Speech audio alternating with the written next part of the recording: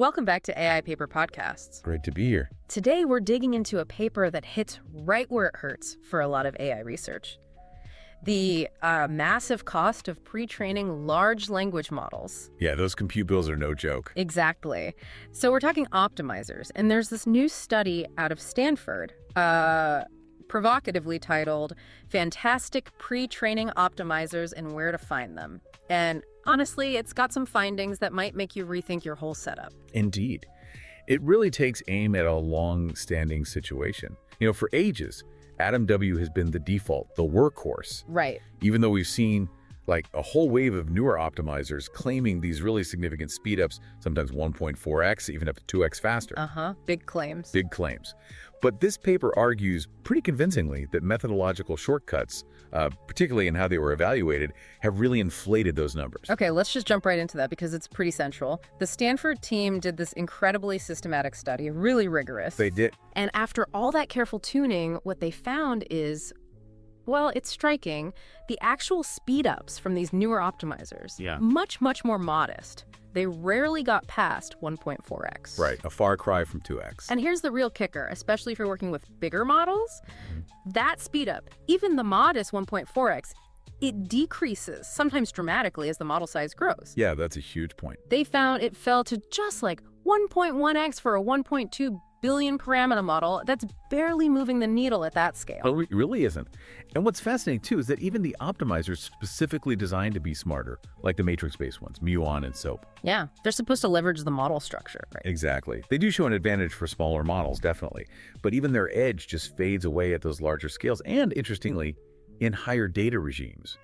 So it really forces us to ask this crucial question.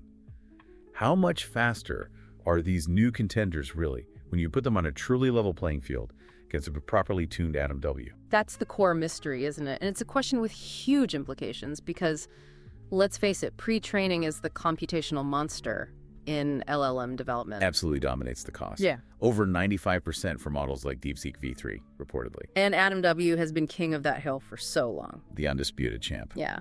But like we said, despite that dominance, there's been this explosion of alternatives. Sophia, SOAP, muon, Mars, the list goes on. Well, promising that acceleration. Up to 2x faster, you see that in the papers. You do, but then you look at who's actually using them in production, in industry. And it's, well, it's been remarkably slow. Really? Very few takers? Very few, with maybe rare exceptions like Kimi K2 apparently using a muon variant. It signals this real disconnect, right, between the exciting results in academic papers and the practical real-world applicability for large-scale training. That's a significant gap. So for researchers and engineers listening, people trying to shave down that compute budget, what did the paper say were the core reasons for this lack of confidence, this slow adoption? Well, the authors don't really mince words. They point to two critical problems in how these new optimizers have usually been evaluated. Okay. And they argue these problems directly led to those inflated speedup claims we talked about. And the first one is almost, well, it's a bit of a head-scratcher when you think about the basics of benchmarking. It kind of is. Baselines, especially AdamW, they often suffer from improperly tuned hyperparameters. Is that right? That's exactly it. It's just a fundamental flaw in the comparison, like making the reigning champion run the race with weights tied to their ankles. Right. Not a fair fight. Not at all. And they show this really clearly. Just by tuning one single hyperparameter for AdamW, the learning rate, in a standard GPT-3 recipe, they could get a 2x speedup for AdamW itself on a 100 million parameter model. Wow. So AdamW wasn't even performing at its best in those comparisons. Exactly. It just highlights how a weak, poorly tuned baseline can make any new optimizer look dramatically better than it actually is. It creates this illusion of progress. Take the ankle weights off AdamW, and suddenly the race looks very different. Precisely. And then the second major issue, and this is probably something a lot of you listening have suspected. Yeah. Many of these promising experiments, they're confined to smaller scale settings. Tiny models, relatively speaking. Right. Which leaves this huge gap in understanding how they actually perform in realistic large-scale scenarios. Exactly. And those large-scale scenarios are precisely where the costs are highest, where we need the efficiency gains the most. If it doesn't scale up, its real-world utility for the kind of models people are building now, it's just not there. That's the problem. Okay, so the stage is set. We've got potentially inflated claims, methodological traps. How did the Stanford researchers actually cut through that noise? They didn't just tweak a few things, did they? Oh, no, this was way beyond tweaking. They essentially built what you might call a gold standard benchmarking setup to get to the real truth. Gold standard. I like that. Okay. What did it involve? Well, to systematically tackle those issues, the bad baselines, the scaling problems, they launched this really rigorous study. They benchmarked 11 different deep learning optimizers. 11. Okay. Including AdamW, obviously. Including the stalwart AdamW, yes. Yeah. And all under meticulously controlled conditions. This wasn't just, running a few scripts. It was designed to push every optimizer to its limit, find its true potential fairly. And the setup sounds incredibly thorough. They didn't just use one model size. No, they covered 4 distinct scales. Yeah. Started relatively small at 0.1 billion parameters, but went all the way up to 1.2 billion. Okay, getting into more realistic territory there. Definitely. And all using the Llama 2 architecture, which is pretty standard. Right. But they didn't stop at model size. They also explored a really wide range of data-to-model ratios. Ah, the chinchilla scaling idea. Exactly. They went from 1x up to 8x the chinchilla optimal ratio. That's crucial because it tells you how an optimizer behaves, whether you're relatively data poor or data rich for your model size. That makes sense. Different regimes might favor different approaches. They certainly can. And a key part of their methodology, what really makes this study stand out, was their 3-phase hyperparameter tuning framework. 3 phases. Sounds intense. It was. They didn't just pick some default settings or copy from another paper.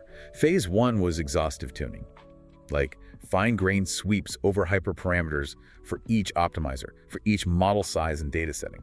Wow, that must have taken a huge amount of compute itself. Immense. But it established that one-size-fits-all tuning is just wrong. They found, for instance, Lion and AdamW need very different weight decay values to perform optimally.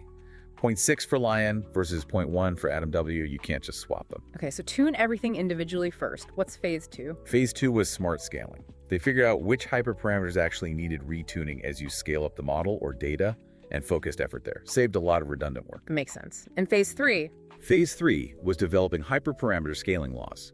They actually fit smooth functions to predict the optimal hyperparameter values for even larger untested scales, like that 1.2 billion parameter regime. And did that work? Could they predict accurately? Astonishingly well, apparently. Their prediction for AdamW's optimal settings at 1.2b was very close to the best found through exhaustive search, resulting in almost identical loss. That's impressive. Okay, and how do they actually measure success? Not just looking at the loss curve halfway through, I hope. No, definitely not. Their main metric was the final validation loss on the C4EN mixture dataset. That's known to be a good proxy for how the model will actually perform downstream. Okay, good. Real-world relevance. Plus, they actually tracked downstream accuracy on benchmarks like HeliSwag, just to confirm. And crucially, they compared optimizers not just by wall clock time, but by the number of tokens needed to reach a specific target loss. Ah, so factoring in computational efficiency directly. Exactly. And they even accounted for any extra computational overhead some optimizers might have. It was designed to be a true apples-to-apples comparison of training efficiency. Sounds like they really covered all the bases, no stone unturned. That was clearly the goal. Eliminate the usual excuses and sources of bias. All right, so after all that incredibly meticulous work, the rigorous tuning, the scaling laws, what did they actually find? Did these fantastic optimizers live up to the hype? Well, the results are pretty sobering, especially compared to those initial big claims. Yeah. First big takeaway. Forget those 2x speedups you might have read about. Gone. Pretty much. The study shows clearly that once you tune AdamW properly, fairly, these alternative optimizers rarely deliver more than about a 1.4x speedup in terms of tokens processed. Okay, 1.4x is still something, but it's not 2x. It's not 2x, and it strongly suggests a lot of the earlier reported gains were just artifacts of comparing against a poorly tuned AdamW baseline. Right, the ankle weights analogy again. Exactly. Second big finding, and this is maybe even more important for people building big models, diminishing returns with scale. We touched on this, but how bad was it? Pretty significant. So for the smaller models, say 100 million parameters, yeah, optimizers like Muon and SOAP showed around a 1.3x speedup.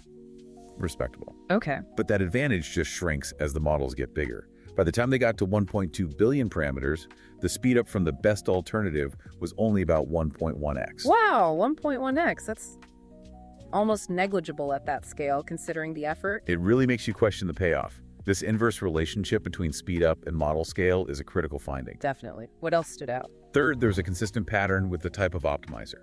The matrix-based optimizers, cron, muon, SOAP, they consistently did better than the scalar-based ones like AdamW, Lion, Mars, but mainly for models under about 520 million parameters. Okay, so they have an edge, but only up to a certain size. That's what this data suggests. In that range, they achieved roughly a 1.3x speedup over the tuned AdamW.